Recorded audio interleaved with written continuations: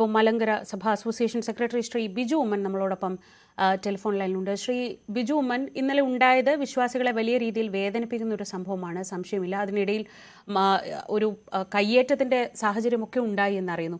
പക്ഷേ ഇപ്പോൾ ശരണ്യ പറഞ്ഞതുപോലെ ഈ ഒരു ഭാഗത്ത് മാത്രം ഇങ്ങനെ ഭൂമി ഏറ്റെടുക്കാൻ കഴിയാതെ നിൽക്കുന്ന ഒരു സാഹചര്യം ഉണ്ടെന്നാണല്ലോ അധികൃതർ പറയുന്നത്. ഇന്നലെ എന്താണ് സംഭവിച്ചത്? എന്തുകൊണ്ടാണ് ഇതിങ്ങനെ ഒരു സംഘർഷത്തിലേക്കൊക്കെ പോയത്? തീർച്ചയായിട്ടും അത്യന്തം നിർഭാഗ്യകരമായ സംഭവമാണ് ചേപ്പാട്ട് ഉണ്ടായത്.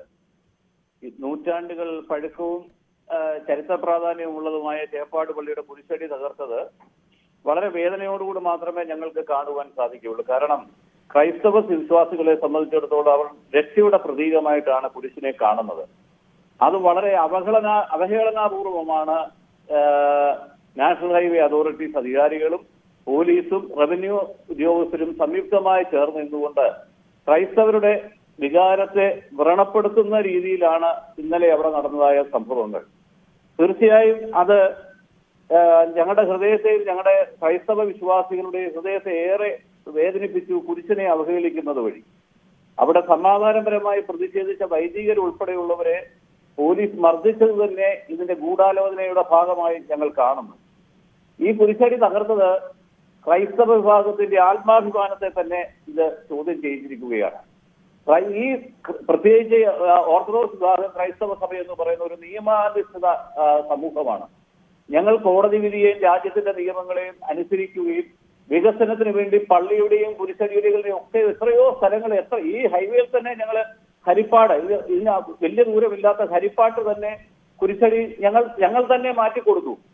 ഇവിടെയും അപ്രകാരം നിയമപരമായി അതിന്റെ പ്രൊസീഡിങ്സ് പൂർത്തിയാക്കിയിരുന്നുവെങ്കിൽ തീർച്ചയായും ആ കുരിശ് ആവശ്യമായി കൊടുക്കുമായിരുന്നു.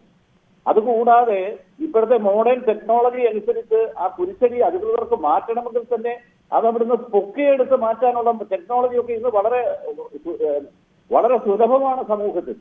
ഇങ്ങനെ ഇരിക്കെ ക്രൈസ്തവ സമൂഹത്തിന്റെ മുഴുവൻ വികാരങ്ങളെ വ്രണപ്പെടുത്തിക്കൊണ്ട് ആ കുരിശ അടിച്ച് തല്ലി തകർക്കുക എന്ന് പറയുമ്പോൾ അത് കണ്ടു നിൽക്കുന്നവർക്ക്, അത് മീഡിയയിൽ കൂടി കാണുന്നവർക്ക് ഒരു ശതമാനം പോലും അത് ഉൾക്കൊള്ളാനോ അതിനെ ന്യായീകരിക്കാനോ അതിന്റെ നഷ്ടപരിഹാരവും നിയമപരമായ കാര്യങ്ങളും ഒക്കെ അവിടെ നിൽക്കട്ടെ. തീർച്ചയായും അങ്ങനെ ഒരു നിയമ സംവിധാനം ഉണ്ടായിരുന്നെങ്കിൽ നാളെ ഞങ്ങൾ കുരിശ് പൊളിക്കും അല്ലെങ്കിൽ ഇന്ന ദിവസം പൊളിക്കുമെന്നൊരു രേഖാമൂലമായ ഒരു നോട്ടീസ് നൽകാനുള്ള നാച്ചുറൽ ജസ്റ്റിസ് പോലും ഇവർ കാണിച്ചില്ല. ശ്രീ ബിജു ഉമ്മൻ, ഈ കുരിശടി പൊളിക്കേണ്ടി വരുമെന്ന് നേരത്തെ തന്നെ നമുക്കറിയാം. കാരണം ആ ദേശീയപാതയുടെ അലൈൻമെന്റിൽ ആ ഭാഗത്ത് വരുന്നതാണല്ലോ അത്. അപ്പോൾ അങ്ങനെയാണെങ്കിൽ സഭയുടെ ഭാഗത്തുനിന്ന് അല്ലെങ്കിൽ പള്ളിയുടെ ഭാഗത്തുനിന്ന് അത് നേരത്തെ തന്നെ നീക്കാനുള്ള ഒരു ശ്രമം ഉണ്ടായിരുന്നെങ്കിൽ, നീക്കി കൊടുക്കാനുള്ള ഒരു ശ്രമം ഉണ്ടായിരുന്നെങ്കിൽ ഈ പറയുന്നത് പോലെ നമ്മുടെ ഒരു ഇമോഷണലി പോലും അതിനോട് ബന്ധമുണ്ടല്ലോ. അപ്പം ഇങ്ങനൊരു സീൻ ഒരു പക്ഷെ നമുക്ക് ഒഴിവാക്കാമായിരുന്നില്ലേ? എന്തുകൊണ്ടാണ് അങ്ങനെ ഒരു കാര്യം ചെയ്യാതിരുന്നത്? ഉദ്യോഗസ്ഥർക്ക് ഭരണാധികാരികൾക്ക് താല്പര്യം ഉണ്ടായിരുന്നെങ്കിൽ നിശ്ചയമായും അവരൊരു നോട്ടീസ് ഇത്ര ദിവസത്തിനകം അത് മാറ്റിയിരിക്കണമെന്ന്. അങ്ങനെയാണല്ലോ അക്യൂസിഷൻ പ്രൊസീഡിങ്സ് എല്ലാം വരുന്നത്, അങ്ങനെയാണല്ലോ എവിക്ഷൻ വരുന്നതും അങ്ങനെയാണല്ലോ. നമുക്കൊരു നോട്ടീസ് നാച്ചുറൽ ജസ്റ്റിസിന്റെ ഡിനയിലാണ് അവിടെ ഉണ്ടായിരിക്കുന്നത്. ആ ഒരു നോട്ടീസ് ഒന്ന് ഇത്ര ദിവസത്തിനകം നിങ്ങൾ അത് പൊളിച്ചു മാറ്റണം, ഇല്ലെങ്കിൽ ഞങ്ങൾ ഇന്ന ദിവസം പൊളിക്കുമെന്നൊരു നോട്ടീസ് ഞങ്ങൾക്ക് നൽകിയിട്ടില്ല. ഒരു സുപ്രഭാതത്തിൽ ഇതെന്നെ കയ്യേറ്റമാണോ? നൂറ്റാണ്ടുകളായി പഴക്കമുള്ള അവിടെ ഞങ്ങളുടെ അവകാശത്തിൽപ്പെട്ട കൈവശത്തിലിരിക്കുന്ന അധികാരത്തിലിരിക്കുന്നതായ സ്ഥലത്ത് അക്യൂസിഷനുള്ള അധികാരം അവർക്കുണ്ട്. തീർച്ചയായിട്ടും അതിനെ ഞങ്ങൾ മാനിക്കുന്നു. ഞങ്ങൾ തന്നെ മാറ്റിക്കൊടുക്കുമായിരുന്നല്ലോ. ഈ കുരിശ് ഇങ്ങനെ അടിച്ചു പൊളിക്കുന്ന ഇങ്ങനെ ഒരു പ്രകോപനം ഉണ്ടാക്കി മറ്റ് ചില വിഷയങ്ങളിൽ നിന്ന് ശ്രദ്ധ തിരിച്ചുവിടാനുള്ള ചില രാഷ്ട്രീയ ഗൂഢാലോചന ഇതിന്റെ പുറകിലുണ്ടോ എന്ന് ഞങ്ങൾ സംശയിച്ചാൽ അത് തെറ്റു പറയാൻ പറ്റില്ല സാർ. ഇതിപ്പോൾ ഇന്നലെ ഇവര് പറയുന്നത് 3 വർഷമായിട്ട് ഈ ഒരൊറ്റ ഭാഗത്തെ കാര്യങ്ങൾ മാത്രം ഇങ്ങനെ നിൽക്കുകയാണ്. സ്വാഭാവികമായും അവർക്ക് അതല്ലാതെ മറ്റു വഴികൾ ഉണ്ടായിരുന്നില്ല. ഒരു നോട്ടീസ് പോലും നൽകാതെ, ഒരു അറിയിപ്പ് പോലും ഇല്ലാതെ അവർ വന്നു എന്ന് പറയുമ്പോൾ ഒരു പക്ഷേ ഇപ്പോൾ തൊട്ടു മുൻപല്ല നേരത്തെ തന്നെ ഇങ്ങനെയുള്ള അറിയിപ്പ് എന്തെങ്കിലും ലഭിച്ചിട്ടുണ്ടാവില്ലേ? തീർച്ചയായിട്ടും അലൈൻമെന്റിന്റെ ഫിക്സ് ചെയ്യുന്ന സമയം മുതൽ അതിന്മേൽ നിയമപരമായ കോടതി കേസുകളും ഉൾപ്പെടെ നിലനിൽക്കുകയാണ്. അതൊക്കെ അവിടെ നിൽക്കട്ടെ. പക്ഷേ ലാസ്റ്റിൽ നമ്മളിപ്പോ ഒരു ട്രസ്പാസ് ഉണ്ടെങ്കിൽ ആ ട്രസ്പാസിൽ എവിക്ഷൻ നടക്കുമ്പോൾ പോലും വേണ്ട നിങ്ങൾക്കൊരു നോട്ടീസ് കൊടുക്കുക എന്ന് പറയുന്ന ഒരു ഇതിനെ തൂക്കിക്കൊല്ലുകയാണെങ്കിലും തലേദിവസം അവനോട് പറയില്ലേ നിന്നെ നാളെ ഇത്ര മണിക്ക് തൂക്കിക്കൊല്ലുന്നെന്ന്. ആ ഒരു സാമൂഹ്യ നീതി, ഒരു ന്യായം പോലും കാണിക്കാൻ ഇവിടുത്തെ അധികാരികൾ കാണിക്കാത്തപ്പോൾ തീർച്ചയായും ക്രൈസ്തവ വികാരത്തെ വ്രണപ്പെടുത്തുക എന്നുള്ള രാഷ്ട്രീയ ഗൂഢ ഉദ്ദേശം ഇതിന്റെ പുറകിലുണ്ട്.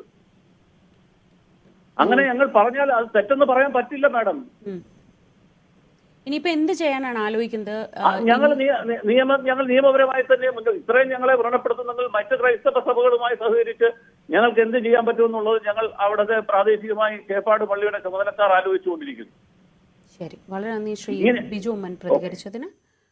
സഭാ സെക്രട്ടറിയാണ് ഇപ്പോൾ സംസാരിച്ചത്. ഈ വിഷയത്തിൽ ഒരു അറിയിപ്പുമില്ലാതെ പെട്ടെന്ന് ഈ കുരിശടി പൊളിച്ചു മാറ്റാൻ എത്തിയത് വലിയ രീതിയിൽ വിശ്വാസികളിൽ വേദന ഉണ്ടാക്കിയെന്നാണ് അദ്ദേഹം പറയുന്നത്. അതേസമയം സർക്കാരിനെ സംബന്ധിച്ച്, അധികൃതരെ സംബന്ധിച്ച് ഇത് ദീർഘനാളായി തർക്കം തുടരുകയാണ്.